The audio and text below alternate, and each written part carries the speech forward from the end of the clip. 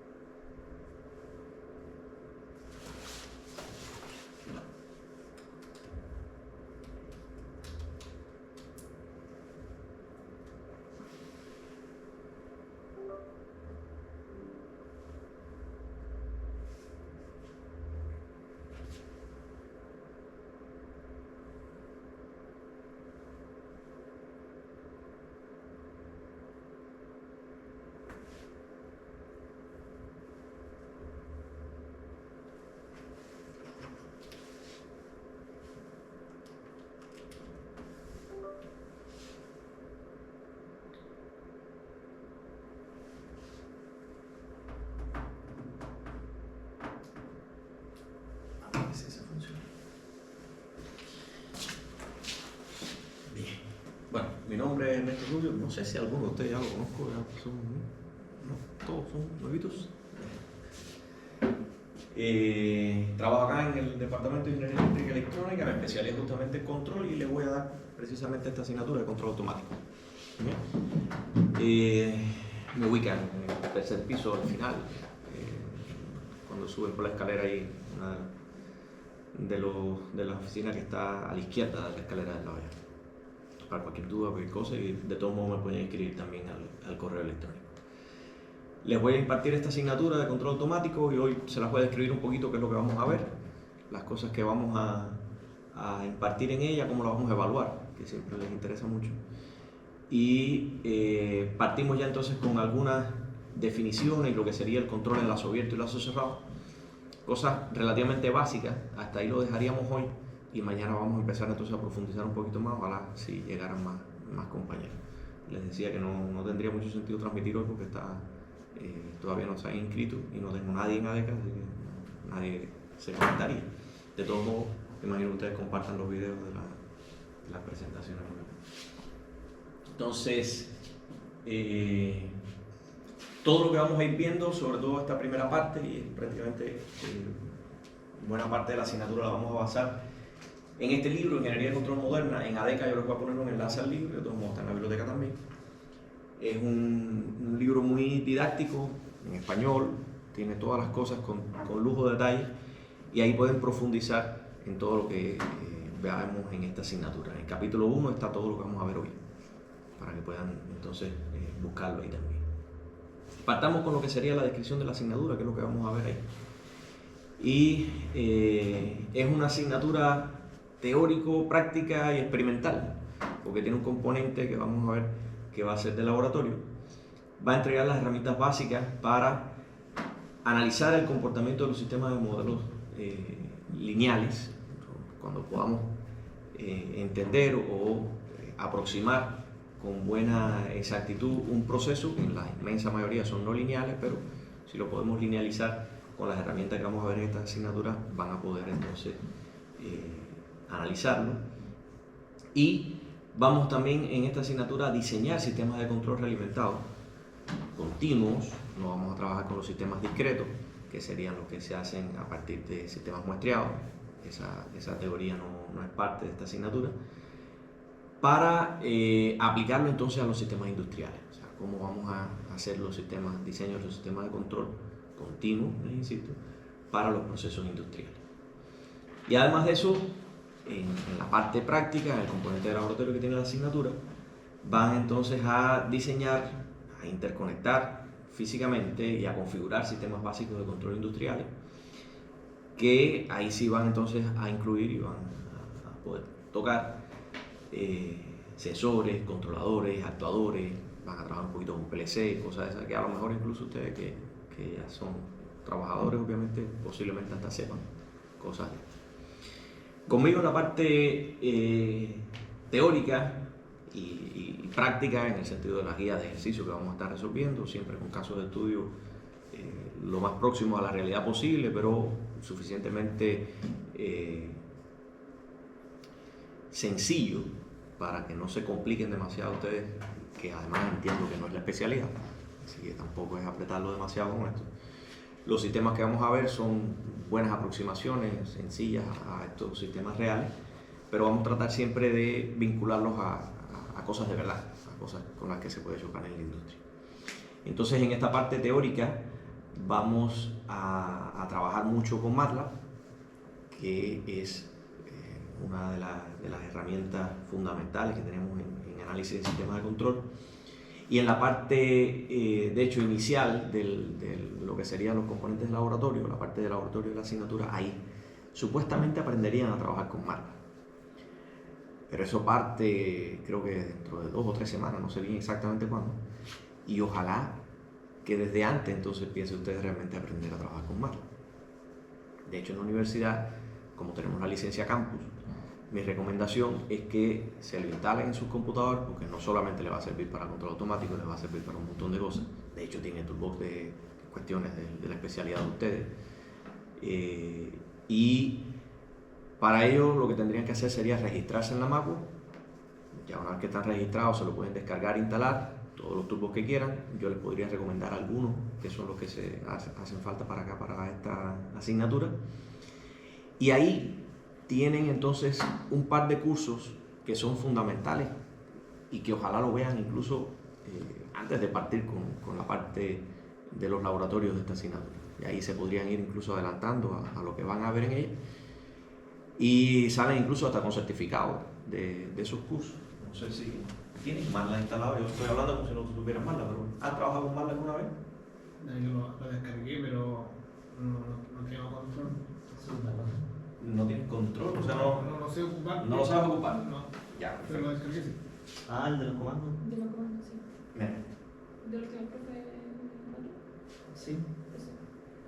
sí lo hice algo, pero no sé qué hice. les recomiendo, primero hágase la cuenta de usuario en la MacBook.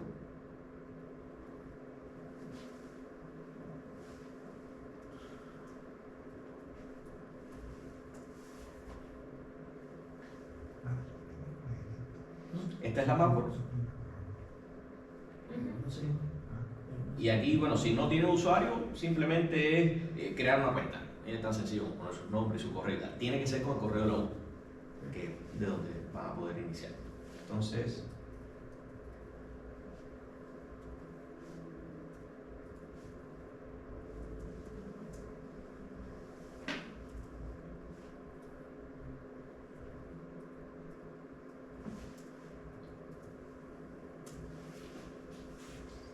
una vez que están aquí, que ya entran en su cuenta de usuario, acá en aprendizaje están los cursos online a su ritmo. Pinchan ahí.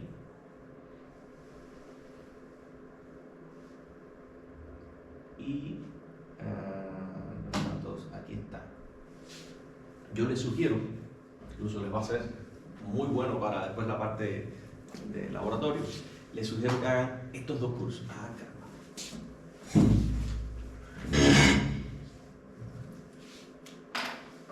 Que hagan estos dos, el MATLAB OnRAM y el Simulink OnRAM. Con esto, Simulink yo no sé. ¿lo dominas? No, lo usé. ¿Lo usaste? Sí. Ya. Con esto vas a profundizar entonces un poquito, pero de todos modos estos dos cursos son muy básicos. Con este, Sí. con el MATLAB básico, esto vas a aprender a trabajar con MATLAB. Tuve que ver este video. Eso parte desde 2 más 2, literalmente, de sumar dos números y termina haciendo funciones for, el if, o sea, control de flujo en programación y todas esas cosas. O sea, parte desde lo muy básico, trabajo con matrices, trabajo con funciones, trabajo con control de flujo y termina haciendo gráficos y cosas súper bien. Entonces, haciendo estos dos cursitos, pueden decir que ya saben un poquito más. No van a ser especialistas, pero con hacer esos dos cursos, para mí, lo que yo necesito, lo van a poder hacer, sin problema ninguno. ¿Okay? Entonces, les sugiero eso, háganse una cuenta en la MacBook, instálense el MATLAB, yo les voy a poner, en ADECA se los voy a compartir también, les voy a poner los turbos que hacen falta para control. De todos modos, después, en la medida que pase el tiempo, si ustedes ven que necesitan algún otro turbo, se lo pueden instalar. No importa que ya se haya instalado el MATLAB, lo pueden agregar. Y online, ocupan entonces esta página para hacer esos dos cursos. Esos dos nada más, con eso, suficiente. Y les va a ser súper útil para esta asignatura. Porque, o sea, en la parte que me correspondería a mí, no les voy a dar el curso de MATLAB, pero sí constantemente se lo voy a estar mostrando, porque todas las simulaciones, todo el modelado, todo el control lo vamos a hacer con MATLAB. Entonces hace falta que desde antes incluso ustedes puedan utilizarlo.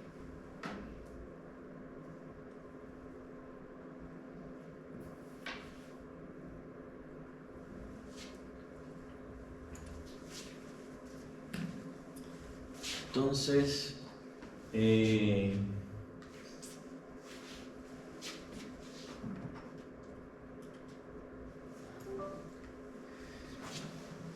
el componente teórico-práctico, que es el que les voy a impartir yo, va a ser a través de conferencias expositivas, resolución de guías de ejercicio. Lo vamos, como les estoy diciendo, a complementar con simulaciones en MATLAB. Así que hace falta. ¿Qué vamos a ver aquí? A grosso modo, lo que sería el modelado de sistemas dinámicos, cómo representar matemáticamente los sistemas dinámicos que después queremos controlar. Vamos a entender cómo responden esos sistemas dinámicos e incluso cuando tienen realimentación, qué es lo que pasa con ellos y cómo responden, porque después nuestro objetivo va a ser justamente tratar de que ellos respondan como nosotros deseamos, que sean lentos, que sean rápidos, que tengan sobrepaso, que no lo tengan, que tengan error, que no lo tengan. Todas esas cosas es lo que vamos después nosotros a poner con los sistemas de control. Y por último, estaríamos entonces diseñando los sistemas de control. Una vez que entendamos cómo vamos a modelar los sistemas dinámicos, cómo responden esos sistemas dinámicos, incluso cuando son realimentados, ahí pasamos entonces a diseñar los controladores para que esos sistemas dinámicos respondan como nosotros queramos. Y ahí se cierra el ciclo de esta asignatura. Y tiene por supuesto también el componente experimental, que eso es lo que van a impartir en los laboratorios, tanto en los laboratorios de computadora, que lo que van a dar es MATLAB. Así que si ya lo tienen hecho, le pueden hasta presentar el certificado profesor y decirle, mira, profe, ya estoy listo. Como en el laboratorio de control, donde ahí sí entonces ya serían cosas experimentales, con instrumentación, con controladores, con actuadores. Y ya ese es otro tema. ¿Cómo se va a evaluar? Vamos a tener que para el primer gran tema, que sería el modelado de sistemas dinámicos, ahí lo vamos a cerrar entonces con un certamen. Un certamen que tendría un peso de un 25%. El otro tema, que sería la respuesta de los sistemas realimentados, ese lo vamos a evaluar con un test de ese resultado de aprendizaje. Ahí van a hacer preguntas teóricas, preguntas de selección, cosas de este tipo. El primero sí es un poquito más de desarrollo. ¿Ya?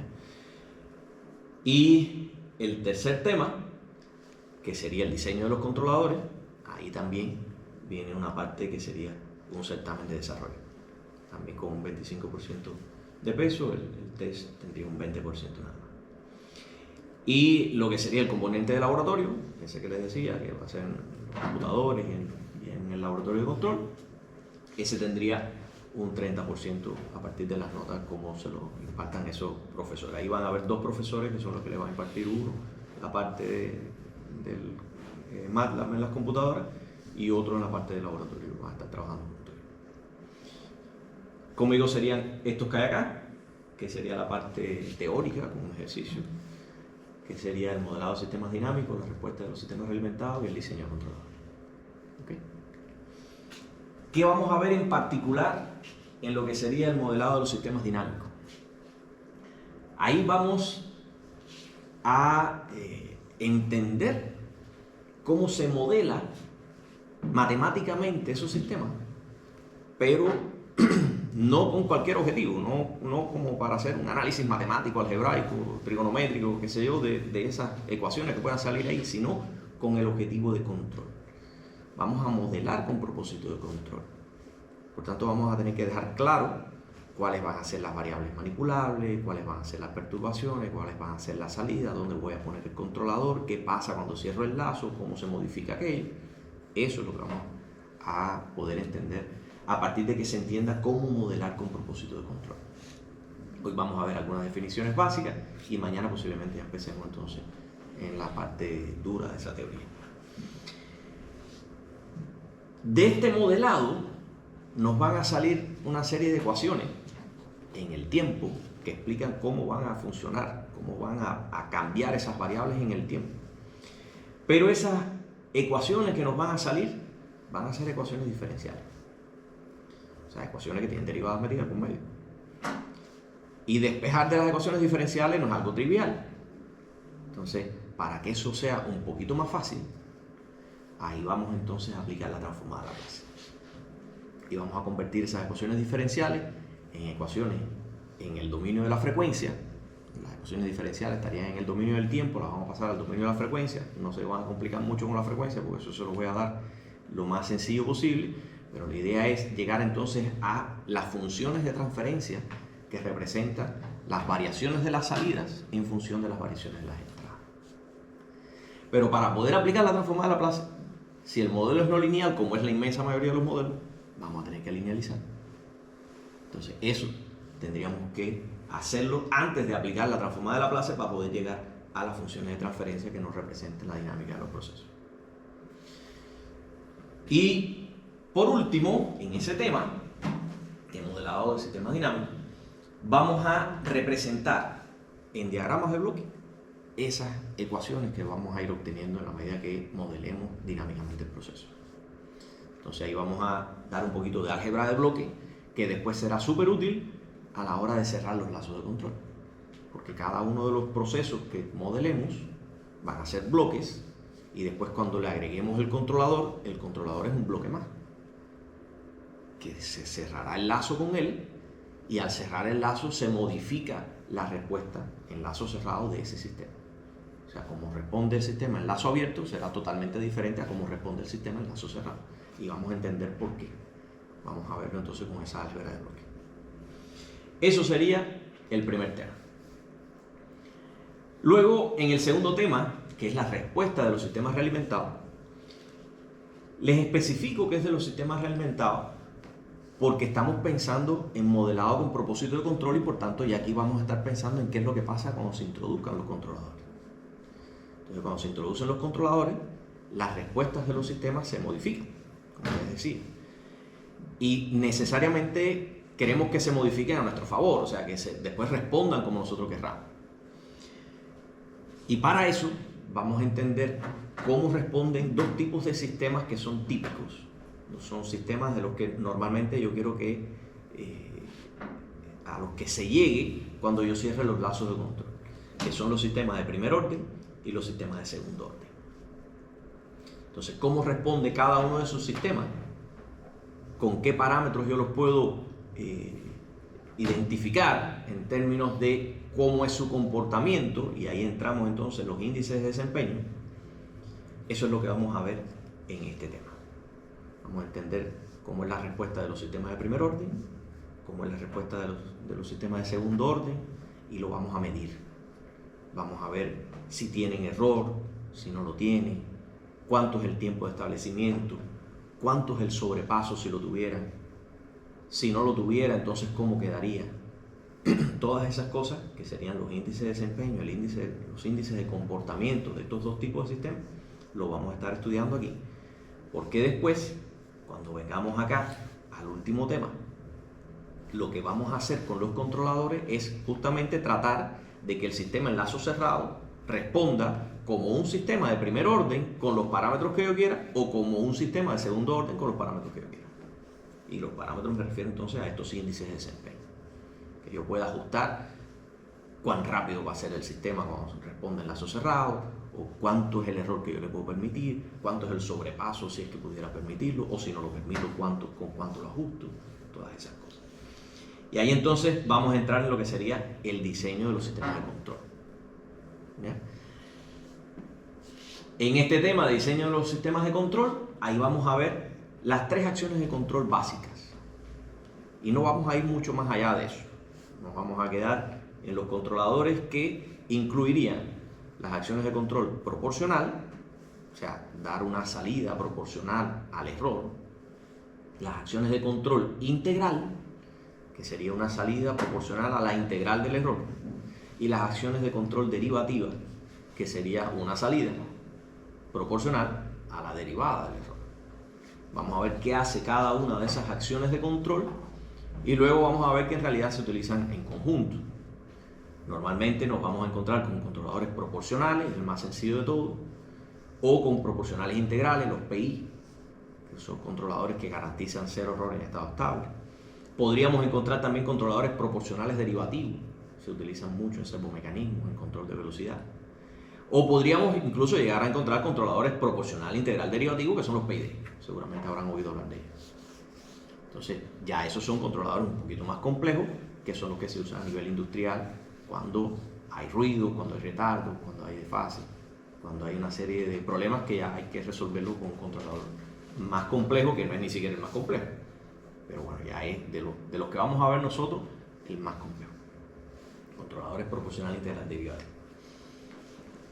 Luego que entendamos esas acciones de control y qué cosa es un PID y qué modificaciones tienen incluso en la práctica, vamos a ver cómo ajustar esos parámetros de control justamente para alcanzar los índices de desempeño que yo quiera en lazo cerrado, haciendo que el sistema responda como un sistema de primero o de segundo orden con estos índices de desempeño que yo quiera. Cuando yo coloque el controlador y se cierre el lazo, voy a obtener una nueva función de transferencia que va a ser de primero o segundo orden, y con los parámetros del controlador, que va a ser la constante proporcional, la constante integral, la constante derivativa, yo voy a ajustar para que en lazo cerrado responda como yo quiera. Entonces vamos a ver ahí técnicas de diseño de los controladores basados en los modelos. Si yo tengo el modelo analítico de la planta que quiero controlar, ¿qué controlador pongo? ¿Y cómo lo ajusto? Entonces ahí vamos a dar esas técnicas de control. Y vamos a dar también otras técnicas de ajuste de controladores que ya son incluso más prácticas, porque son técnicas basadas en la caracterización dinámica de las plantas. Entonces, toma una planta en lazo abierto, vamos a entender después qué cosa es eso, en lazo abierto, la caracterizan, obtienen ciertos parámetros de ella y a partir de esos parámetros hay tablas de ajustes para los controladores, ya sea que necesiten un proporcional integral, un proporcional integral derivativo. Y esos son los ajustes que se llaman por Siegel-Nichols, a lo mejor han oído hablar de ellos. Y el ajuste por Cohen-Cohn, porque Siegel-Nichols tiene algunos problemitas que se corrigen con Cohen-Cohn. Entonces, estos tres métodos de ajuste, el control basado en modelo, el ajuste por Siegel-Nichols y el ajuste por Cohen-Cohn, son los métodos que vamos a ver para la síntesis del controlador. Y eso es entonces lo que veríamos con el tema de diseño de los controladores, y con eso terminamos el curso. Ok. ¿Se llevan la idea, más o menos? ¿Ya qué es lo que vamos a ver? A lo largo del curso ahí van a entender bien clarito qué cosas son todas estas cosas. Partamos entonces con una breve introducción, que es algo un poquito de historia incluso. ¿Saben desde cuándo se está haciendo control automático? Desde el 270 a.C. En realidad no había conocimiento matemático, ni mucho menos de que eso era un control automático, pero ya por allá un mecánico, Quetsivios, se inventó un reloj de agua por puros conocimientos de la tecnología que había en aquel momento, que no era más que un depósito con agua que tenía una cosa que ahora llamaríamos válvula, pero en aquel momento no se sabía ni lo que era, el tipo se la inventó. Era un flotador que obstruía la salida del agua del recipiente que estaba arriba, que por gravedad obviamente esa agua pretendía bajar. Esa agua pretendía bajar y en la medida que bajaba subía el flotador, pero si dejaba de caer, entonces por aquí salía el agua y el flotador bajaba. Entonces este flotador iba a estar subiendo y bajando constantemente, y lo que iba a hacer era regular que la velocidad con que salía el agua de aquí iba a ser constante. Porque según la flotabilidad de este elemento y la conicidad que tuviera, sería entonces la cantidad de agua que tendría que salir por acá, que tendría que ser igual a la que sale por acá, pero de manera tal que esto esté subiendo y bajando, y llegaría un momento en que él se quedaría en un punto fijo que garantizaría entonces que esa velocidad iba a ser constante. Si la velocidad con que salía el agua por aquí era constante, entonces la velocidad con que este otro flotador subía era constante, y eso podía entonces medir el tiempo de forma precisa para aquel momento. ¿Okay? Fíjense que si no llega a ser por esto, entonces la velocidad con que podría caer este agua de aquí, que el agujero lo podríamos haber puesto primeramente desde el primer tanque, iba a ser variable en función de la altura, en función del nivel de este tanque. En la medida que este tanque iba bajando el nivel de agua, la presión en el fondo iba a ser menor, y si la presión en el fondo era menor, entonces el flujo de agua de salida era menor. No era un flujo constante. El tipo lo que se inventó fue este mecanismo intermedio para garantizar que independientemente del nivel en este tanque, en este siempre iba a haber el mismo, y por tanto el flujo de salida de acá iba a ser constante. Nada de esto lo sabía, ni lo entendía, él simplemente lo inventó y le funcionó. Pero es lo primero que que se tiene como reportado de algo que funcionaba automáticamente.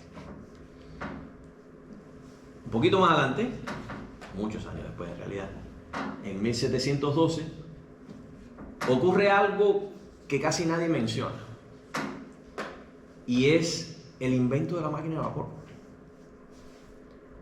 Estoy seguro que si le pregunto a alguno de ustedes qué nombre le viene a la mente cuando le hablo de máquina de vapor, ¿cuál sería?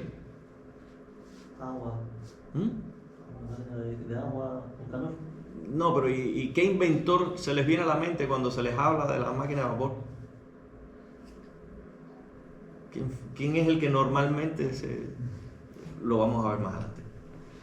Bueno, pues resulta que no es ese, que ahora cuando se los diga se van a acordar y van a decir, ah, ya, claro. No es ese el primero, sino este, en 1712, un inglés, Thomas Newcomen, que construye la primera máquina de vapor. Él pretendía bombear el agua de las minas, justamente, el problema que tenemos acá en Chile, y sacarla. Pero para poder sacar el agua constantemente, lo que se inventa es un recipiente al que le da calor con leña o con carbón, que iba a generar vapor, y ese vapor iba a mover un pistón, pero en la medida que subía, llegaría un momento en que se abriría una valvulita que le deja entrar agua, y al poner en contacto esa agua con el vapor se condensaba. Entonces este vapor entraba aquí, subía el pistón, después por un mecanismo se abría esta valvulita, se condensaba el vapor y volvía a caer, y se volvía a abrir. Entonces había un pistón que iba a estar oscilando e iba a estar sacando el agua constantemente. Este fue el verdadero inventor de la máquina de vapor, y no Watt. James Watt. ¿No le suena a Watt? La unidad de medida de Watt. Esa la tienen que conocer. Potencia.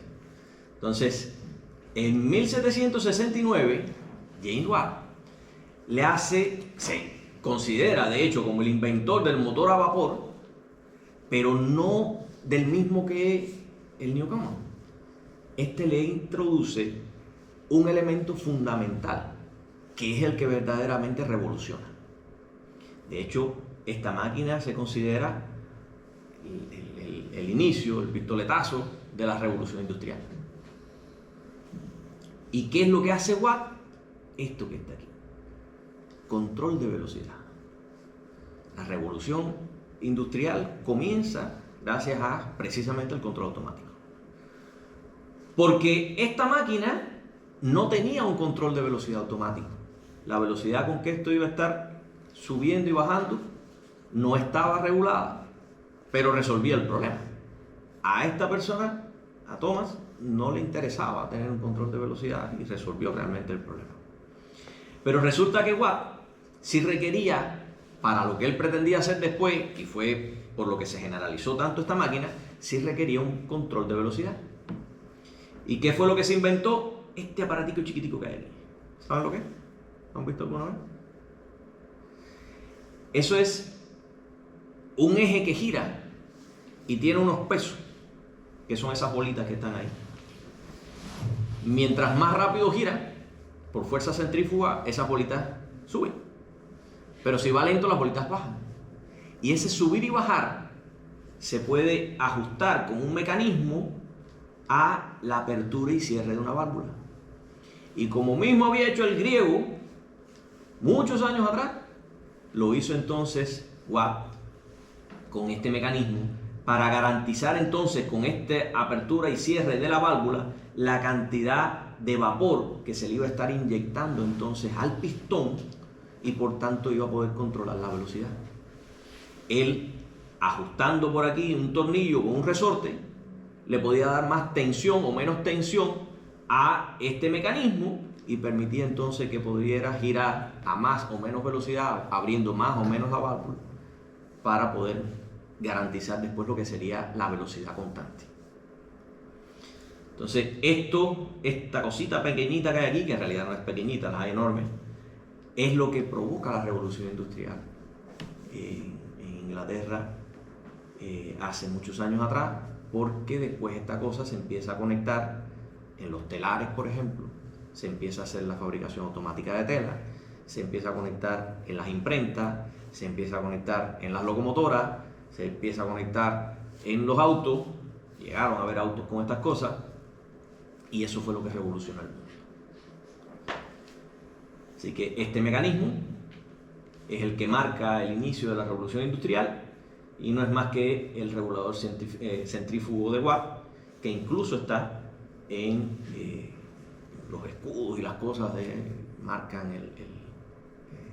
y representan la revolución industrial. Bueno, a finales del siglo XVIII es cuando se inicia esta revolución industrial con el control automático de la velocidad en la máquina de vapor. En el siglo XIX, esos mecanismos de control en su mayoría eran controladores directos. Fíjense que esto es un mecanismo que es pura palanca, biela, correa, manivela, todo puro mecanismo. Ahí no hay nada electrónico, ni pensarlo en aquel momento. No hay nada automático que se pueda, un PLC, una cosa, nada. Era pura mecánica. Entonces, todos esos mecanismos, todos esos controladores eran directos, con puros mecanismos, y la energía requerida para operar el actuador era proporcionada por el mismo sistema el que se estaba moviendo. Y había entonces, los sensores eran justamente esto, el sensor de velocidad era cuánto se movía esas bolitas y cuánto subía y cuánto bajaba, ese era el sensor. Entonces, ¿qué pasa? Que a inicios del siglo XX empiezan a desarrollarse los primeros controladores ya electrónicos con realimentación de voltaje o corriente que sí ya daba un sensor que era electrónico. Empiezan a descubrirse algunos materiales, algunas cosas que traen consigo que se puedan medir determinadas variables y convertir eso en una señal electrónica. Pero empiezan a aparecer los problemas, porque ya cuando se empieza a estudiar un poco más en serio todas estas cosas, se dan cuenta que esas señales que se estaban midiendo se distorsionaban. Y ahí aparece entonces todo el procesamiento de las señales para quitarle los ruidos, para quitarle las distorsiones, para filtrarlas. Empiezan a aparecer todas esas teorías que hacían falta ahí. Como eran sistemas realimentados, vamos a ver más adelante también cuál es la consecuencia de los sistemas realimentados. Como eran sistemas realimentados, empieza a ocurrir también inestabilidades. Esas cosas que empiezan a realimentarse electrónicamente y ellos pensando que ya listo, medía el sensor, calculaba algo y actuaba sobre el sistema y lo controlaba. Había momentos en que se hacían inestables y no entendía por qué. Esas cosas las vamos a ver también, pero lo cierto es que cuando empiezan los sistemas de control, lazos cerrados, a aparecer, aparecen inestabilidades que hay que entenderlas y hay que obviamente evitarlas. Hay que saber cuándo el sistema se puede hacer inestable, cuándo podría llegar a ser inestable y evitarlo todo. Y ya toda esta cosa empieza a tener representaciones obviamente matemáticas, pero en la medida que iban siendo sistemas cada vez más complejos, no tenían la matemática necesaria para poder representarlo. Entonces ahí aparece la imposibilidad de representar los sistemas complejos con los modelos que correspondieran. Y lo que pasaba era que faltaba el entendimiento teórico. O sea, todo había sido hecho por pura intuición, con los mecánicos que habían hecho tremendos inventos, no se les puede quitar el mérito, pero faltaba conocimiento teórico. Y ese conocimiento teórico es el que pretendo yo entregarles a ustedes un poco con esta asignatura, para que entiendan los sistemas de control. Así que la automática como ciencia implica entender el concepto de realimentación, que se los he ido diciendo varias veces, el análisis de estabilidad, que también lo vamos a ver, la representación en espacio de estados, que es ya un poco la matemática para representar los sistemas complejos. Esto no lo vamos a ver en la asignatura, vamos a llegar hasta funciones de transferencia, pero sepan que existe una representación matricial de las funciones de transferencia, que vamos a ver después, para los sistemas más complejos. Las generalizaciones para los sistemas multivariables, ahí tampoco vamos a llegar nosotros. Nosotros nos vamos a quedar en los sistemas de una entrada, una salida, pero sepan también que existe toda la teoría de control para los sistemas multivariables, sistemas que tienen múltiples entradas y múltiples salidas, al mismo tiempo hay que estarlo controlando todo. Eso tiene una teoría de control más compleja aún. No vamos a llegar ahí, no es objetivo de este curso. Aparecen también las teorías para los sistemas muestreados, porque al principio eran con sensores electrónicos, como les decía, que transmitían una señal de corriente o voltaje proporcional a la medición que se estaba haciendo. Y eso con circuitos electrónicos. De hecho, primero empezaron con circuitos neumáticos, después con circuitos electrónicos, pero ya en los circuitos electrónicos, que es un poquito más lo que se nos aproxima a nosotros, con operacionales sobre todo, cerraban los lazos de control continuo. Entonces, con los operacionales se hacían las ecuaciones matemáticas, que después las vamos a hacer con los controladores los programables, los PLC o un Arduino o con un microcontrolador cualquiera. Eso antes se hacía con electrónica y era un sistema de control en lazo cerrado continuo.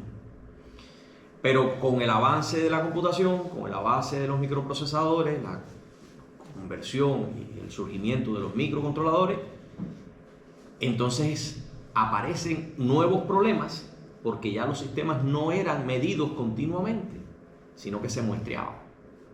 Los sistemas de control actual no es que hagan una medición continua, sino que cada 1 minuto o cada 10 milisegundos o cada 1 hora toman una muestra y con eso hacen el cálculo y actúan. Pasa 1 hora más, toman otra muestra, hacen el cálculo y actúan. O pasa 1 segundo, hacen el cálculo, otro segundo, hacen el cálculo y así. Entonces, ese efecto de muestrear cambió por completo también la teoría. Fue otra revolución más matemática, en este caso para los sistemas de control, que implicó desarrollar nuevas herramientas que permitieran comprender el comportamiento de los sistemas muestreados.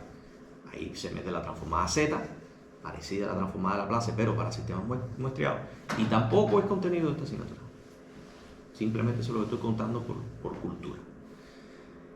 Y, por supuesto, está la síntesis de los controladores, tanto en el mundo continuo, que es el mundo de Laplace, como en el mundo discreto, que es en esa transformada Z que les comentaba, con toda la teoría que tienen detrás, basado en los modelos, basado en los ajustes que les comentaba, decía Nichols y todo eso. Y ahí no paraba la cosa, porque la inmensa mayoría de los procesos, como les he comentado también, son no lineales.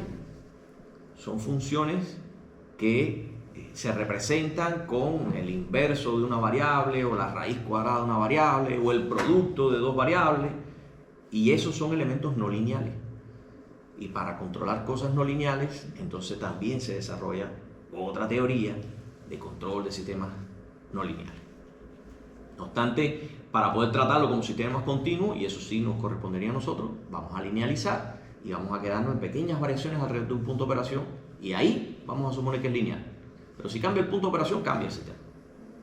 No obstante, existen técnicas de control no lineales que no le importa que el sistema sea no lineal. Controlan con eso. Bueno, todo esto es parte de la teoría de control. Cosas que vamos a ver, cosas que no vamos a ver. Obviamente para ustedes darle una pincelada y que entiendan estas cosas sin la profundidad que puede tener un ingeniero en sistemas o un ingeniero en automatización. Un poquito con lo que habíamos visto, estamos acá. Bueno, partimos de aquí, la revolución industrial con la máquina de vapor, justamente cuando Watt logra controlar automáticamente la velocidad, de que partimos la revolución industrial con el control automático. Ese es lo que realmente hace la diferencia en lo que había antes y lo que había de aquí para acá, es el control automático.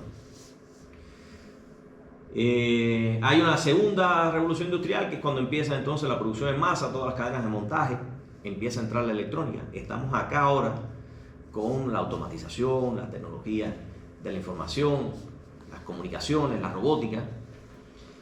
Y para acá vamos. Ya hay algún que otro país que anda por aquí cerquita, Alemania, China, Estados Unidos, por supuesto, donde está lo que se viene, que es el Internet de las cosas, la nube, la coordinación digital, los sistemas ciberfísicos, el autoajuste de los sistemas, el compartir las informaciones. Y esto es lo que se viene. O sea, por donde estamos hasta aquí nada más, con la automatización de los procesos, la introducción de la robótica. Ahí estamos ya liberando a los operarios de tareas repetitivas y potencialmente peligrosas. ¿Y para qué es para dónde va? Donde ya los robots van a trabajar intercambiando información, tratando el entorno con sensores extroceptivos que le permiten entender dónde están y qué está pasando en el entorno, y adaptarse y aprender de lo que pasa en el entorno, e incluso recibir información de los otros y ya estar listos, sin haberlo tenido que vivir, entre comillas, para poder actuar en consecuencia y poder hacer lo que tienen que hacer. Por eso es que entonces se entiende que en esta nueva revolución todos estos elementos van a colaborar entre sí para incluso hacer tareas en conjunto, ¿no? Y esto es, no tengo ninguna imagen ahí, pero eso sería lo que se conoce actualmente como la industria 4.0. Bueno, eso es algo de historia para que entiendan lo importante que es el control automático, que de hecho es lo que da inicio a la revolución industrial. Veamos entonces algunas definiciones, ya entrando un poquito más en materia, algunas definiciones que nos hacen falta tener claras para poder después entrar de lleno con lo que sería el modelado con propósito de control. ¿Y qué me interesa en este punto? Que entiendan que lo que yo pretendo con esta asignatura es mostrarle a ustedes cómo controlar las plantas, cómo controlar los procesos, los sistemas, ¿ya? Eso, digamos que lo podemos englobar en un bloque que tendría en sí, puede tener fronteras reales o fronteras virtuales, lo que yo quiera controlar. Lo que yo quiero controlar tiene, por supuesto, ciertos parámetros que son justamente los que yo quiero controlar, ciertas variables que son las que yo quiero controlar. Esos son mis objetivos de control. Podría ser el flujo, podría ser la temperatura, podría ser la posición, la velocidad. Esas son las cosas que yo quisiera controlar. ¿Ok? Y esas cosas serían salidas de este bloque en términos de variables que yo eventualmente podría incluso medir, porque las quiero controlar, pero para controlarlas tengo que medirlas. ¿Okay? Entonces, eso van a ser salidas de este bloque que estaría representando el proceso. Pero pueden incluso existir variables de ese proceso que yo no mida o que yo ni siquiera quiera controlar, pero existen, son parte de ese sistema. Y son entonces las variables no medibles o el resto de los estados del sistema. Los valores que pueden tener otras variables, salidas eventualmente también de ese proceso, pero que yo no las voy a medir, porque o no las quiero controlar o no las puedo medir. Hay algunas incluso que yo sí quisiera controlar, de estas no medibles, pero como no las puedo medir, lo que tendré que hacer será entonces, a partir de estas que sí puedo medir, inferirlas o estimarlas. ¿Ok?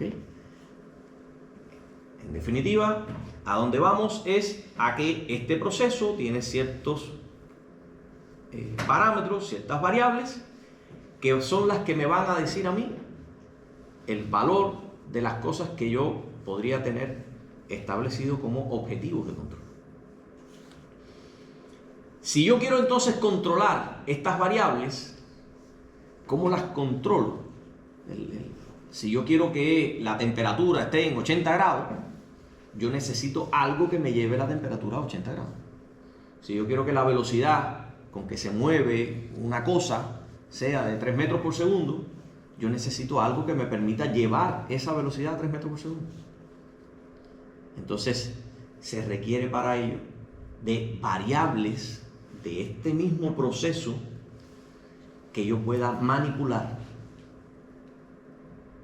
Entonces, son entradas a este bloque que modifican estas salidas. Esas entradas podrían ser, por ejemplo, el voltaje que yo le aplique a un motor. En función del voltaje que yo le aplique a un motor, será, por ejemplo, la velocidad con que se mueve ese motor. En función de la apertura que yo le haga a una válvula, que a lo mejor lo que está es dejando circular vapor, será, por ejemplo, la temperatura que yo adquiera en un intercambiador de calor. ¿Se dan cuenta? Entonces yo tengo variables manipulables, variables que yo puedo modificar a mi antojo, que modifican las variables que van a ser mis objetivos de control. ¿Se entiende? Pero resulta que estos objetivos de control, estas variables, que serán las salidas de mi proceso, no solamente se modifican por las variables que yo puedo manipular.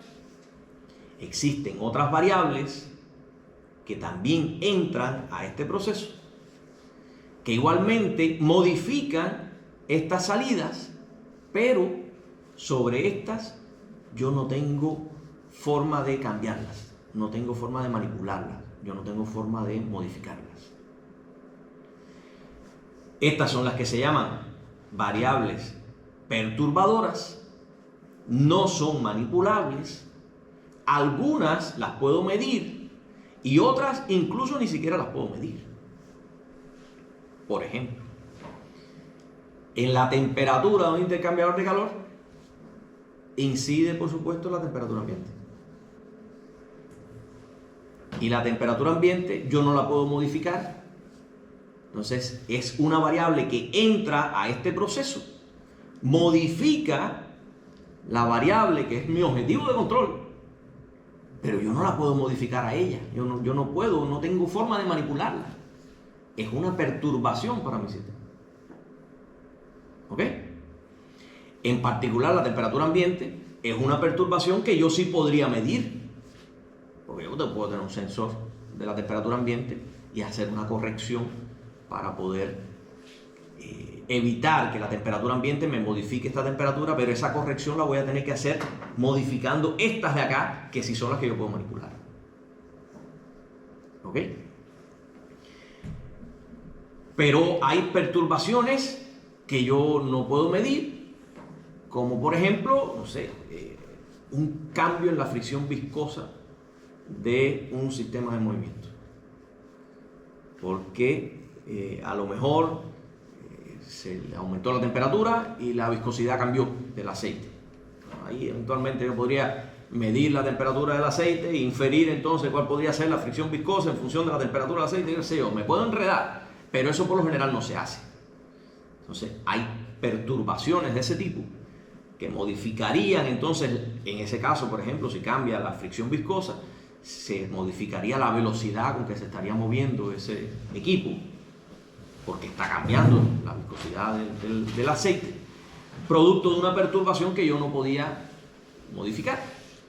Yo no tengo acceso a cambiarla. Entonces, hay perturbaciones, medibles o no medibles, que modifican las variables de salida y yo no tengo forma de modificarlas a ellas. Simplemente tendré que, de alguna manera, con las que sí puedo modificar, corregir el efecto adverso que hayan provocado ellas sobre la variable que yo quiera controlar. Al final, si yo logro representar matemáticamente el comportamiento de este proceso y representarlo en función de las variables de entrada, ya sean las manipulables o las perturbadoras, y obtener como resultado de ese modelo el valor de las variables medibles, estaría entonces representando el comportamiento dinámico de ese proceso de forma matemática. Entonces, para allá es para dónde vamos. Para la representación matemática de la dinámica de este proceso, donde voy a tener como entrada las variables manipulables y perturbadoras, y como salida las variables que pueden ser mis objetivos de control. Y donde quiero que tengan mucha claridad y perspicacia para que se den cuenta es en el entendimiento en un proceso de qué serían las variables medibles, qué serían las variables perturbadoras y qué serían las variables manipulables. Entendiendo eso, sabremos entonces cómo vamos a actuar para controlar el proceso. Por ejemplo, pensemos en este proceso que no es más que un estanque. Esto es un estanque, no lo parece, pero lo es, que está recibiendo un flujo del cual se conoce su densidad y su calor específico. Ese flujo entra por una tubería que tiene una válvula, y de él conoceré su flujo y su temperatura. Ese flujo cae en el tanque, se acumula y en el tanque alcanza cierto nivel, y en el tanque hay un intercambiador de calor, un serpentín por ejemplo, por el cual circula vapor. Ese vapor le entregará cierta cantidad de calor a ese fluido que se ha ido acumulando acá, y por supuesto si le entrega calor le modifica su temperatura. Por tanto, ya aquí en el tanque habrá una temperatura T2 que ya no va a ser igual a T1, que para alivianarnos el proceso de modelado vamos a suponer que esa temperatura es homogénea en todo el tanque, cosa que no es tan así, porque obviamente mientras más pegado yo esté el serpentín, más caliente va a estar. Pero le voy a poner un agitador, que es lo que representa esta cosita, para poder suponer, ingeniermente entender, que esa temperatura va a ser homogénea en todo este tanque. Del tanque voy a conocer también el área de la sección transversal. Vamos a suponer que es un área constante, o sea que a toda la altura del tanque el área es constante, y por él va a salir ese fluido por una tubería que va a tener en el fondo, fluido que va a fluir a una velocidad F2, flujo volumétrico F2, y va a salir con la temperatura T2, que fue la que alcanzó acá en el tanque. Voy a asumir que esta tubería está aislada y en ella no hay transferencia de calor al exterior, y por tanto la temperatura va a permanecer siendo la misma que adquirió en el tanque. Y se me olvidó decirle que el serpentín, el flujo de vapor, pasa por una válvula también. ¿Ok? Fíjense cuántos parámetros, cuántas variables hay involucradas en ese proceso. Está F1, está T1, está la densidad, está el calor específico, la temperatura T2, Q, el área, el nivel, el flujo, la temperatura de salida.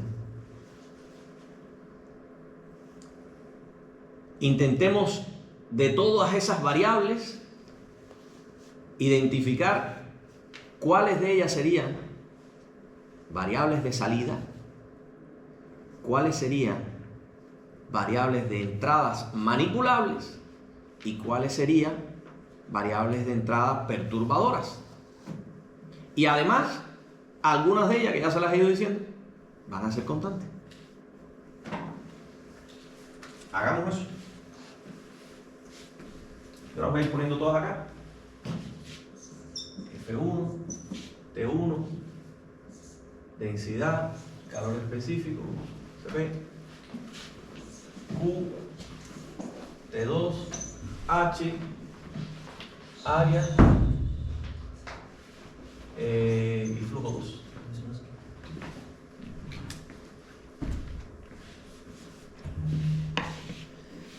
No se me quedó ninguna, ¿no? Todas esas son las variables que conforman mi proceso. Todas esas variables son las que van a estar involucradas en el modelo dinámico que yo haga para representar el comportamiento de ese proceso. Bien, partamos con las más elementales. ¿Cuáles de ellas son constantes? por tanto ya dejan de ser variables. La temperatura ustedes ponen. ¿No densidad? La densidad es constante. ¿La temperatura cuál? Tenemos dos. La T2 dijo usted que era homogénea. Homogénea. Claro, es homogénea en todo el tanque. Pero Ah, si cambia T1, Ah, va a cambiar. sí. Si cambia Q, También va a cambiar. Entonces es variable. el área del tanque. El área del tanque sí es constante. ¿Qué sería? Y falta una que también es constante. ¿Puede ser el calor? El calor específico. Esto es una propiedad de la sustancia. Entonces, esas tres las podemos sacar ya. Van a ser parte de las ecuaciones, pero son constantes, no son variables. Esas no cambian en el tiempo. Ahora pensemos cuáles van a ser las salidas, cuáles son los posibles objetivos de control.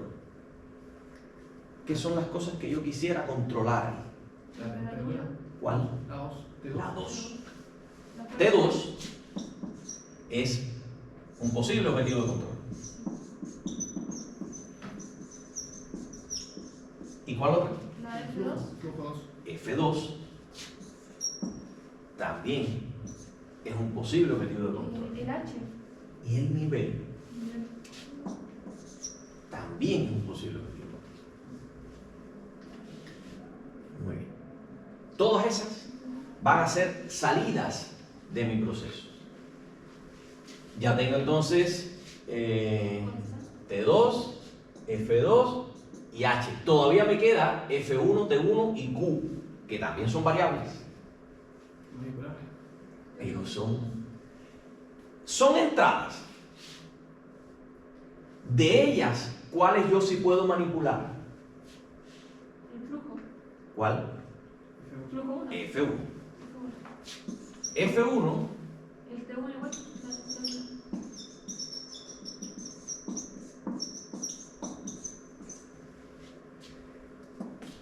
T1.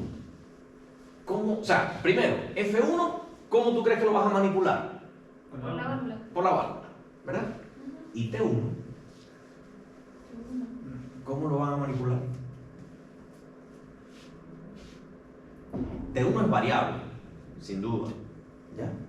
Podríamos considerarlo constante, pero considerémoslo variable. ¿Pero quién modifica T1? El proceso que está antes de este. Que puede ser frío, puede ser caliente. Puede tener un valor, pero ese valor lo va a determinar el proceso que está antes de este. En este yo no lo puedo cambiar. Ya me llega determinado por el proceso anterior. ¿Ok? Entonces es una entrada a este proceso, pero yo no lo puedo manipular. ¿Cuáles son las entradas que yo no puedo manipular? ¿Cómo se llama?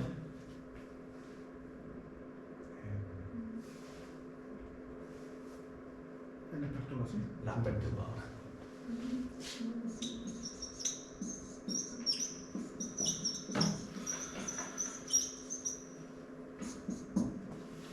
T1 para este proceso es una variable perturbadora. Viene del proceso anterior. Yo en este no la puedo manipular. A T1. En este no la puedo manipular. Sin embargo, es algo que llega a este proceso que yo no sé cuánto vale y puede cambiar. Entonces, para este proceso es perturbador. Y aquí me falta una. El vapor. El vapor, el flujo de vapor en realidad, que estará en función de la cantidad de vapor que yo deje circular, daré más o menos calor a ese proceso. Y ese también yo lo puedo manipular. Entonces fíjense cómo para ese proceso yo puedo determinar claramente cuáles son mis objetivos de control, que van a ser las variables de salida, cuáles son las variables que yo puedo modificar a mi antojo, que van a ser las variables manipulables, y cuáles van a ser las variables perturbadoras para este sistema, que vienen del proceso anterior en este caso, y yo no la puedo modificar, pero ella sí modifica mis salidas. Fíjense que este proceso yo después lo voy a poder representar en un bloque que le entraría Q y F1, le saldría H, F2 y T2, y sería perturbado por T1. Fíjense que si cambia T1, al final T1 incide en T2. ¿Ok? Y yo eso no lo puedo tocar. Yo tendré que ser capaz después, con la modificación de Q o de F1, de cambiar entonces ese valor de T2 al que yo quiera. Tanto Q como F1 cambian T2. El más obvio es Q. Mientras más vapor yo le dé, más calor le suministro y por tanto mayor será la temperatura T2, ¿verdad? Pero de la misma forma, mientras más F1 yo eche, más flujo frío, porque T1 será menor que T2. Mientras más F1 eche, más frío se pone esto. Por tanto, F1 también cambia T2. Entonces, tanto Q como F1 cambian T2. Cambiar Q, si la densidad de ese proceso no cambia producto de la temperatura, cambiar Q no me hace nada en el nivel ni en el flujo. O sea, Q no va a cambiar ni este ni este. Pero F1 sí. Mientras más agua yo eche, mayor será el nivel. Y mientras mayor sea el nivel, mayor será la presión en el fondo y por tanto mayor será el flujo 2, el flujo de salida. Entonces, F1 cambia H y cambia F2. Después ya veré cómo me las arreglo para controlar ese proceso. Pero por lo pronto, eso sería la representación del bloque al que yo debería aspirar a llegar para poder decir que he modelado ese proceso con propósito de control. Dejando en claro cuáles son las variables manipulables, cuáles son las salidas, mis posibles objetivos de control, y cuál es, en este caso, la variable perturbadora que puede o no estar. Puede haber variable perturbadora. Yo le podría decir, no, T1 es constante. Y si T1 es constante, entonces ya dejó de ser variable. ¿Ok? Bueno, dejado eso bien clarito, pasemos entonces a ver lo que sería el control en lazo abierto. Volviendo a decir que la temperatura es constante, T1 deja de ser variable y no entra ninguna... No pasaría a ser como el área, como la densidad, porque la gracia es que yo ahí tengo puestos letricas para poder después modelar matemáticamente eso, ¿verdad? Y las letras para mí pueden representar constantes o variables. Cosas que cambian son las variables, cosas que son constantes, valga la redundancia, serán constantes. ¿Ya? Entonces, las constantes son constantes, no cambian. Yo puede que conozca su valor, o debería conocerlo para poder tener y establecer bien todas las ecuaciones. ¿Entiendes? Entonces yo tengo que, de todas las letricas que yo le ponga a un proceso, yo tengo, en primer lugar, que quitarme de encima las que son constantes, en el sentido de que ya después no las voy a tener que poner aquí, porque no son variables, son constantes. Entonces, si yo les digo en un ejercicio, ya estamos pensando ya didácticamente, ¿no? Si yo les digo en un ejercicio que T1 es constante, no tiene por qué estar acá, porque ya no es variable. Es una constante más. No entra dentro del bloque. No. Es parte de las ecuaciones. ¿Ya? Porque, por ejemplo,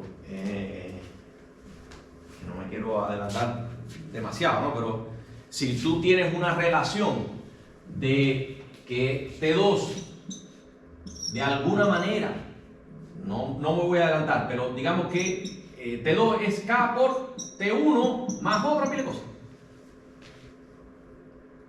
¿Ya? Entra en la ecuación, pero no Entra en la ecuación. Sí, Es parte de la ecuación.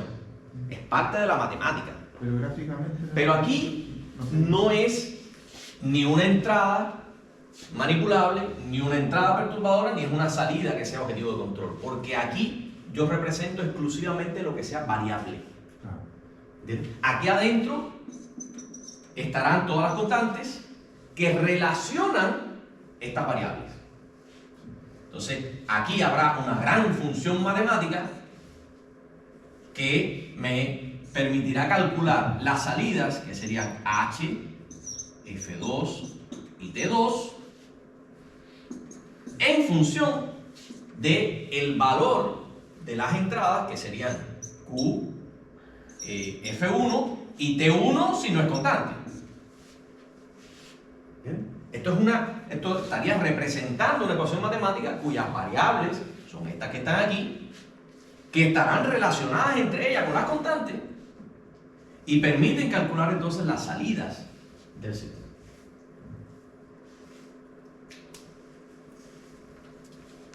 ¿Entendió? Veamos entonces qué cosa qué cosas son los sistemas de control en lazo abierto y en lazo cerrado. Tenemos el proceso, eso es lo que habíamos visto antes. Y en el proceso ya sabemos que tenemos variables de salidas, que son mis posibles objetivos de control, y por tanto yo tendré de alguna manera que medirlos, estimarlos o inferirlos. ¿Ya?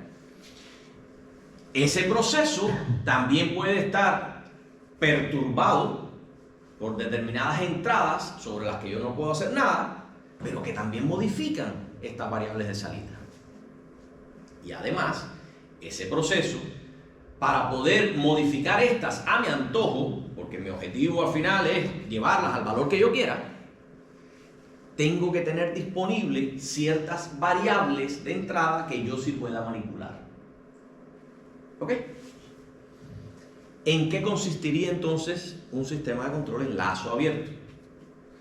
Bueno, pues sería un sistema en el que yo estas variables manipulables pueda efectivamente, a partir de una acción de control mía, manual, modificarlas. Yo necesito modificar esas variables. El flujo de calor aquí, la cantidad de calor, yo no lo voy a cambiar con las manos. El vapor yo no lo voy a tocar. Para yo poder cambiar eso, yo necesito un actuador, un intermediario que me permita a mí yo poder poner las manos sin quemarme, sin dañarme, sin nada, pero modificar entonces esta variable. Y eso en este caso es esta válvula. Realmente a esa válvula yo lo que le modifico es la posición del vástago. Entonces yo le doy 3 vueltas por un lado, 3 vueltas para el otro, o la levanto un poquito, la bajo un poquito. Yo lo que manipulo es la posición del vástago. Y eso me permite entonces que cambie el flujo de vapor y a su vez el calor que yo le suministro al sistema. Entonces, esas variables manipulables yo no las toco directamente, sino que a través de un elemento de acción final, yo podré, a través de una acción de control, que es lo que yo sí hago con las manos, cambiar esa variable. ¿Okay? Eso puede ser la válvula, por ejemplo, pero podría ser perfectamente el voltaje a un motor. Yo no voy a estar cambiando el voltaje de los 220 volts o los no sé cuántos volts que yo le pueda poner a un motor, a lo mejor un motor de corriente directa puede que con las manos yo haga algo de resistencia, qué sé yo, pero ni tampoco, ¿no? O sea, el cambio del voltaje a un motor yo lo hago a través de un variador de velocidad, por ejemplo. Al variador de velocidad es el que yo tengo una perillita que yo le puedo dar un poquito más, un poquito menos y ajustar entonces qué frecuencia, qué voltaje o qué lo que sea yo le aplico a ese motor. No lo hago directamente con las manos, es a lo que me refiero. Yo necesito siempre un intermediario que me haga algo de eso. A un motor de corriente directa, el drive. Yo manipulo, no sé, 420 mA, más o menos 5 volts, qué sé yo, y eso lo convierto en después a lo mejor más o menos 50 volts.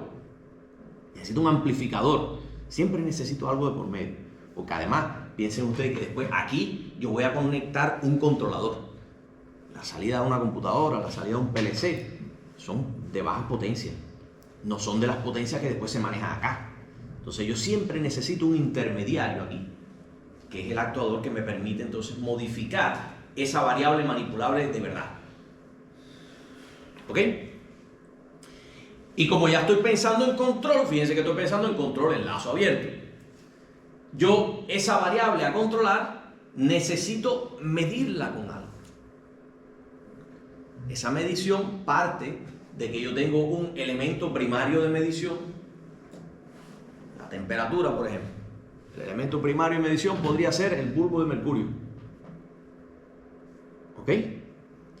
Eso, el mercurio, yo sé que se va a expandir, se va a dilatar o se va a contraer en función de la temperatura. ¿Ok? Pero eso yo lo necesito entonces, esa magnitud física que ya no es temperatura, fíjense, por aquí sería temperatura, pero por acá yo lo que estoy haciendo es una expansión, contracción de una sustancia que yo sé que es proporcional a la temperatura.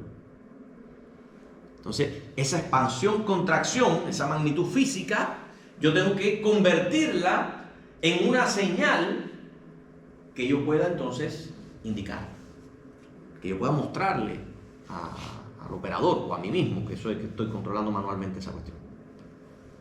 Y eso lo voy a hacer indicándolo, registrándolo, haciendo lo que yo quiero. Una petición. Una PT100, pero que simplemente me esté dando una indicación. Una PT100 conectada por los cables que necesite, y esa PT100 yo tendré que estar viendo la resistencia, cuánto ha cambiado, y esa resistencia, fíjense que lo que estoy es, la temperatura me está cambiando la resistencia, y la resistencia la tengo metida dentro de un circuito que lo que está midiendo es voltaje. Y ese voltaje lo estoy representando después en un amperímetro, o en un voltímetro en este caso. Pero ese voltímetro no va a estar graduado en volt, va a estar graduado en temperatura. Pero es volt, no deja de ser. ¿Ok? Tremendo ejemplo, magnífico. Entonces, mi indicador de una cosa que partió aquí siendo temperatura, que lo que modificó en el elemento primario, en el caso de una PT100, fue la resistencia de esa cosa cuando se puso en contacto con cierta temperatura. Eso, el elemento de transmisión es esos cables que permitirían entonces, a través de un circuito eléctrico, ver o medir una variación de voltaje. Esa resistencia, yo la hago circular cierta corriente y me dará cierto voltaje. O al revés, yo le pongo entonces una fuente de corriente constante y me dará un voltaje variable. Listo. Y eso lo indico. Entonces, ¿cuál sería mi objetivo? Controlar la temperatura, ¿verdad? ¿Y qué yo tengo que hacer? Ver el indicador, saber qué temperatura yo quiero que se alcance. Ver el indicador y si me falta temperatura, abro más la válvula. Si estoy por encima de la que yo quiero, cierro la válvula. ¿Ok? Y de esa manera llego a la temperatura indicada que yo necesite. ¿Ok? Y eso sería un sistema de control en lazo abierto. ¿Qué pasa en este sistema si cambia la perturbación? Por ejemplo, en este que estamos viendo, pongamos que ya yo logré manualmente ajustar esta válvula para que T2 haya alcanzado el valor que yo quería, con el flujo F1 que está ahí constante, digamos. Bien, pero el proceso anterior cambió T1. ¿Qué va a pasar con T2? Va a cambiar. Pero yo no quiero que cambie. ¿Qué tendría que hacer? Manipular Ir y de nuevo manipular esto. O sea, el control en lazo abierto no rechaza de forma automática las perturbaciones. Tengo que yo manualmente hacer la corrección que se requiera una vez que haya provocado cierta perturbación, una modificación de la variable que yo quiero controlar. Entonces, es un sistema de control relativamente sencillo. Por cierto, siempre va a ser estable, siempre que el proceso sea estable, porque ya una vez que yo ponga la válvula donde yo quiero, eso no tiene por qué ni siquiera salirse de control. ¿Ya? Lo que puede suceder es que cambie el valor, producto de las perturbaciones. Ya sea porque se modificó T1 o porque alguien me haya modificado F1 con la válvula de F1. ¿Ok? Y yo tengo que venir manualmente y hacer la corrección acá de lo que sea necesario para rechazar el efecto de esta perturbación sobre esta salida que es la que yo necesito controlar. ¿Ok? ¿Cuál es la alternativa? cerrar el lazo del otro. Aquí ahora aparecen cosas nuevas. Fíjense que todo esto es lo mismo. Tenemos el elemento de acción final, la variable manipulada que incide sobre el proceso, que modifica la variable de salida, que también podría ser modificada por la perturbación. Tiene el elemento primario de medición, que lo convierte en cierta magnitud física, que yo la transmito electrónicamente y la podría indicar. Pero ahora, esta señal, que ya es una señal que yo puedo manejar electrónicamente, ya hoy por hoy es electrónico todo, la puedo tomar y en un sistema de cómputo podría yo compararla con el valor deseado. Yo puedo medir la temperatura, me está dando 50 grados y yo quiero 80. Yo tengo que saber lo que yo quiero, tanto en el lazo abierto como en el lazo cerrado, porque yo sabía que yo quería aquí 80 y yo abrí la válvula hasta que tuve 80. Entonces yo sé cuánto yo deseo. Ese es el valor deseado. Pero aquí ahora yo estoy poniendo un sistema de cómputo que toma esta señal, la convierte de electrónico, de analógico a digital, porque estoy ya ahora en un sistema de cómputo, la convierto a digital y yo en la pantalla, en mi HMI, en mi computador o en lo que sea, yo coloco la temperatura deseada. Y el sistema de cómputo solito, para él es trivial hacer la resta del valor deseado menos el valor medido. Eso me da un error. Y con ese error, lo que yo tengo que hacer será calcular una ecuación matemática que no va a ser más que el controlador, ese PID que después vamos a ver cómo se llega y cómo se ajusta, me tiene que calcular esa ecuación. Y a partir de esa ecuación me va a dar la salida que va a ser la que ahora ya de forma automática se le va a aplicar al elemento de acción final, al actuador, que a su vez va a modificar la variable manipulable y va a llevar a que esta variable, que la modificará esta variable obtenga el valor deseado, haciendo que este error sea cero. Entonces fíjense que ahora en lazo cerrado, si viene una perturbación, yo lo dejé ajustado, mi controlador, puse el valor deseado, viene una perturbación, ¿qué es lo que va a pasar? La perturbación va a modificar la salida, ¿cierto? Pero la salida se va a medir, va a llegar por acá, se va a comparar con el valor deseado y ahora va a ser diferente. Yo lo había dejado ajustado, pero ahora se va a detectar un error. Y ese error se va a calcular con él, se va a calcular por aquí una ecuación que va a dar como resultado una señal que va a tratar de hacer que ese error vuelva a ser. Entonces, de forma automática, sin que yo tenga que volver a intervenir, el control en lazo cerrado va a rechazar las perturbaciones. Porque se va a calcular esta ecuación, se va a implementar de manera tal que ella lo que haga sea justamente rechazar esas perturbaciones y volver a llevar la salida al valor deseado. Profe, entonces en el lazo abierto hay mayor control humano que en el lazo cerrado. Claro, el humano tiene que seguir estando ahí, tiene que seguir estando atento a lo que esté pasando, porque el humano es el que está cerrando el lazo. El humano es el que está mirando acá y diciendo, esto me cambió, déjame venir y cambiar la válvula. Y como el control del lazo abierto hay un montón todavía en la industria. Entonces, ¿cuál es la diferencia con este? Que ya ahora es un sistema de cómputo el que te calcula lo que antes tendría que haber hecho un humano. Más plata. Claro, esto tiene su valor, ¿ok? Pero vale la pena. Vale la pena porque ya te estás evitando el tener que estar atento a esa cosa. Imagínate un proceso que opere 24/7 y que tú le tengas que pagar a una persona para que te esté velándolo y esa persona se va a cansar, va a llegar un momento en que estoy aburrido de mirar lo mismo.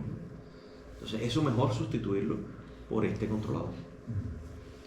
Y estamos pensando en un proceso que puede que sea lento, que a lo mejor un humano lo puede hacer, pero piensa tú en un proceso más rápido, un proceso que tú tengas que controlarle la velocidad a un motor. Y la dinámica con que varía la velocidad de un motor es rapidísima. Entonces te cambia la carga, te cambia la fricción, te cambia algo y tú tienes que ajustar de nuevo. Es terrible. De hecho, podríamos de hecho ir por allá abajo en algún momento y yo ponerlos en el laboratorio. Yo tengo una experiencia con control de nivel en un tanque. Hacerlo en lazo abierto y en lazo cerrado. Y ahí se dan cuenta de lo importante que es cerrar el lazo abierto. Porque el lazo abierto, controlar el nivel de un tanque, dándole más o menos voltaje a una bomba que llena un tanque, es difícil. Así que el control de la velocidad del motor es más difícil todavía. Por ejemplo, en ese ejemplo que habíamos visto antes, que ya lo tendríamos representado con este diagrama, con ese bloque, donde ya sabemos cuáles son las salidas, cuál es la perturbación, cuáles son las entradas. Cerrar un lazo de control aquí, ¿qué sería? Por ejemplo, medir el nivel, medir aquí, ¿cuánto vale el nivel? Déjame hacerlo con otro color.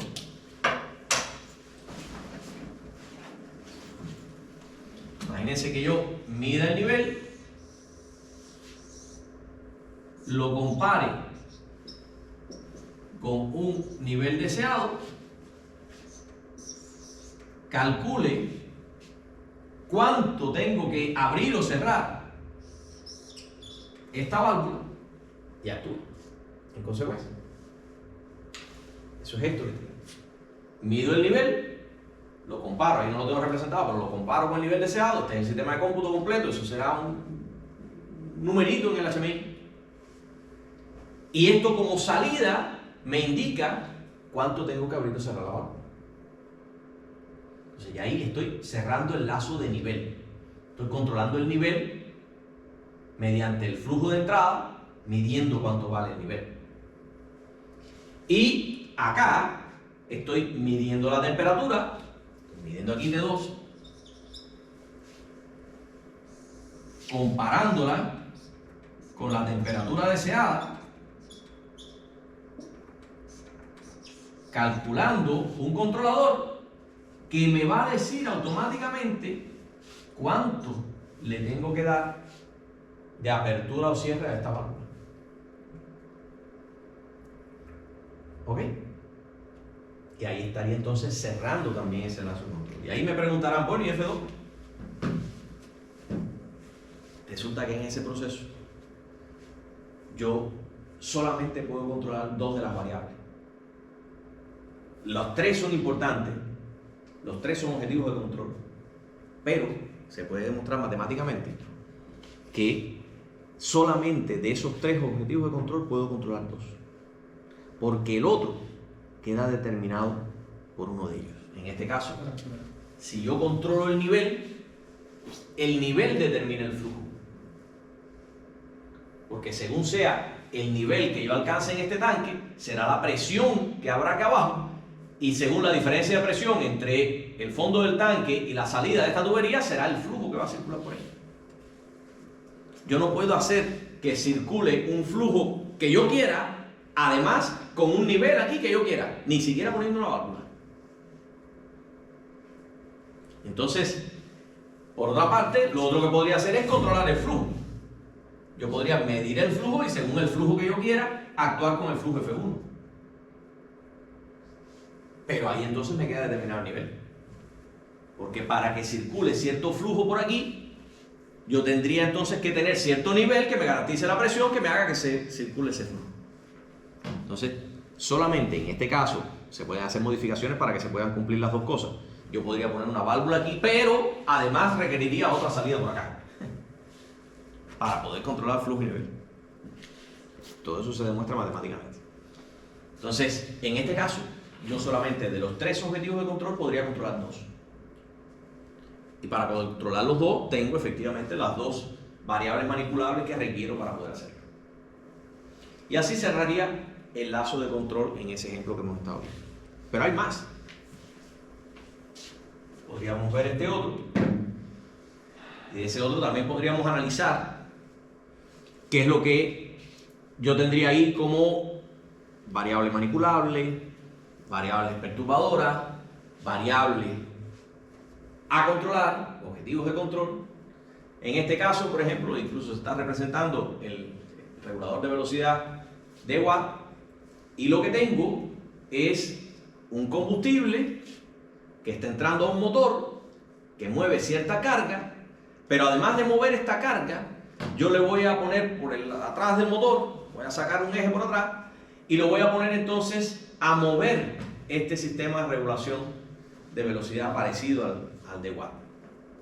Ese sistema de regulación, que yo lo puedo regular dándole más o menos tensión a este resorte, yo lo voy a entonces a convertir el movimiento de estos elementos que hay acá en un movimiento hacia arriba o hacia abajo de esta válvula, que sería una válvula de 5 vías, hidráulica en este caso, que me va a permitir entonces mover. Esto se comportaría como un servomecanismo para, con una cosa ligera, poder actuar sobre una válvula que podría ser una cosa mucho más grande, y me estaría moviendo este cilindro de doble efecto para poder entonces abrir y cerrar una válvula mucho más grande que la que se estaría poniendo acá como válvula hidráulica. Entonces, esto es como un servomecanismo, un servomotor para poder abrir una válvula aquí que requiere más fuerza. ¿Ok? Entonces, ¿cuál sería mi variable de salida? ¿Qué es lo que yo quiero manipular ahí? ¿Qué es, controlar, perdón? La velocidad que yo muevo esa carga. ¿Con qué estoy midiendo esta velocidad? Para poder cerrar el lazo de control, con este mecanismo que hay aquí.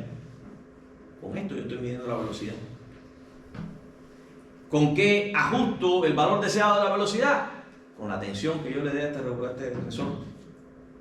Que a su vez, con esto que va a ser el actuador, va a modificar entonces el flujo de combustible que se le va a inyectar a este motor y va a mantener entonces esta velocidad constante. Esto sería un sistema en lazo cerrado como el de Watt, pero ya aplicado a una cosa un poquito más moderna, un motor con un combustible, pero esto podría ser perfectamente en lugar de combustible a vapor, y ese sería la máquina de Watt. ¿Ok?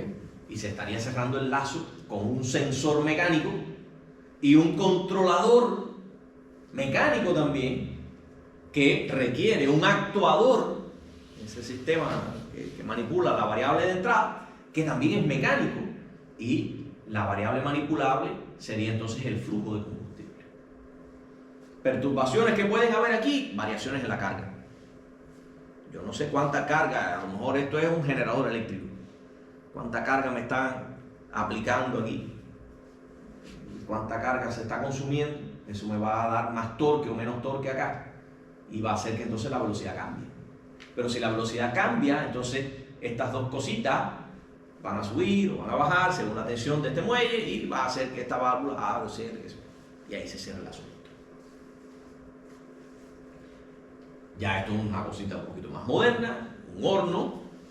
En el horno eléctrico, digamos que mi objetivo de control es la temperatura. Yo quiero controlar la temperatura, esa va a ser la salida de mi sistema. Para poder controlarla, yo requiero medirla con un conversor análogo digital y cierta interfaz que yo pudiera poder tener ahí, que podría ser una tarjeta de adquisición de datos.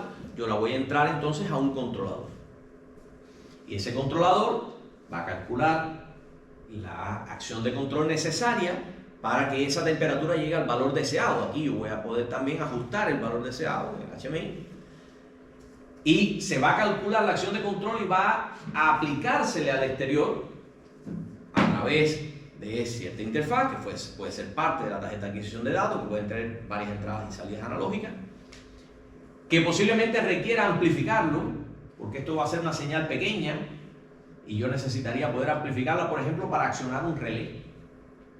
Y ese relé sería el que estaría dándole la circulación de la corriente a una resistencia, que sería una resistencia calefactora, que es la que estaría aumentando la temperatura del horno siempre que caiga por debajo de un valor que yo ajuste acá.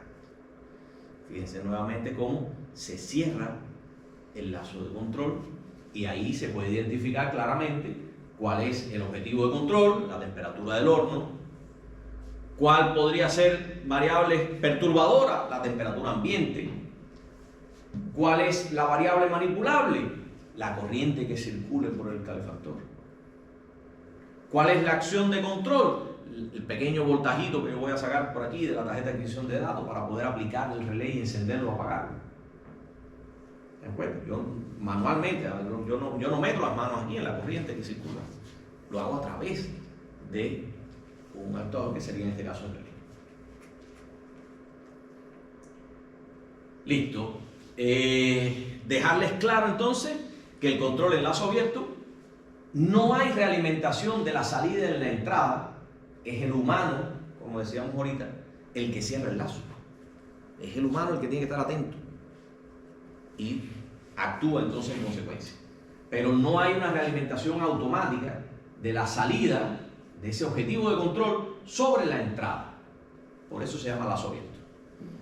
Siempre es estable si el proceso es estable. Y por lo general los procesos son estables. O sea, una vez que ya ustedes ajustan las variables, las válvulas de entrada y qué sé yo, y lo dejan andando, por lo general, hay procesos que no, pero por lo general los procesos son estables. Por tanto, el lazo abierto es estable por naturaleza siempre que el proceso sea estable. Pero, y es el gran pero, no corrige las variaciones de la salida cuando hay perturbación. Y eso tienen que tenerlo claro. Por eso entonces nos vamos al lazo cerrado. En el lazo cerrado sí hay una realimentación de la salida y la entrada. Sí, automáticamente la salida, mírenla aquí, yo la llevo de alguna manera a través de un controlador hacia la entrada. Y eso es lo que lo define como lazo cerrado. Se cierra un lazo de control. ¿Ok? Puede ser inestable. Si se ajusta mal el controlador, ese proceso se puede hacer inestable. Y eso podría llegar incluso a ser un problema. ¿Ok? Así que es bueno, por una parte, porque ahora vamos a ver que además corrige automáticamente las variaciones de la salida cuando son provocadas por una perturbación. Entonces, esto es lo bueno que tiene, es por lo que se inventa, por lo que se introduce, garantiza que el valor deseado sea el valor deseado independientemente de las perturbaciones, pero puede ser inestable si se ajusta. ¿Ok? Y eso es lo que tenía para hoy. En conclusión, para el control automático hay que tener claridad en las variables que intervienen en el proceso. ¿Quiénes son estas? Variables de entrada, podrían ser manipulables o perturbadoras. Perturbadoras que pudieran ser medibles o no. Y variables de salida, que son los objetivos de control. Y esas variables de salida también podrían ser medibles. Perfecto, con eso cierro el lazo, ningún problema. Pero puede que haya alguna que yo no pueda medir directamente y las necesite controlar de todos modos. Y si es el caso, entonces podría ser que las pueda estimar o inferir. Y eso son otras técnicas que se pueden hacer. Y por otra parte, el lazo de control, tener claro que se puede hacer en lazo abierto, siempre va a ser estable, pero no corrige las perturbaciones, o en lazo cerrado, que mal ajustado puede ser inestable, ¿ya? Pero bien ajustado siempre va a corregir las perturbaciones. Y con eso termino. Profe, nosotros vamos a programar PLC, ¿o no? Sí. ¿Sí? Yo creo que básico, no es un curso de autómata, no es un curso de PLC, pero en esta asignatura, en la parte de laboratorio, está incluido un tema que es PLC, y es programar el PLC. No sé con qué profundidad lo ven, no creo que ustedes con el tiempo que realmente se le dedica pueda considerarse un curso de programación de PLC, pero lo van a ver. ¿Qué PLC vamos a programar? Los que tenemos allá abajo son unos Siemens, y yo me imagino que sea con eso con los que trabajan. De hecho son unos kits que tienen actuadores, tienen sensores, tienen el PLC, y en estos momentos no me acuerdo cuál era, un PLC viejísimo, Siemens también, pero viejo. No. No, el Novo es otra cosa. Y ese PLC ahora se va a sustituir. Ya tenemos financiamiento para poner un PLC un poquito más moderno.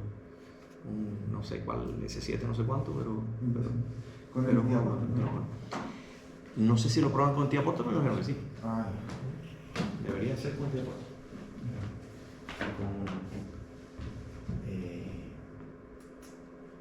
¿Cómo se llama? La interfaz que usa, no me acuerdo cuál, pero tenemos la licencia para todos esos. Yo no sé si ustedes tengan electivo, me imagino que sí. Porque por lo menos en el diurno nosotros tenemos un electivo que es experiencia avanzada.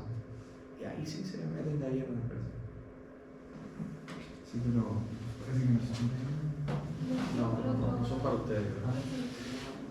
Sí, pero no. Eso. Nos vemos mañana entonces.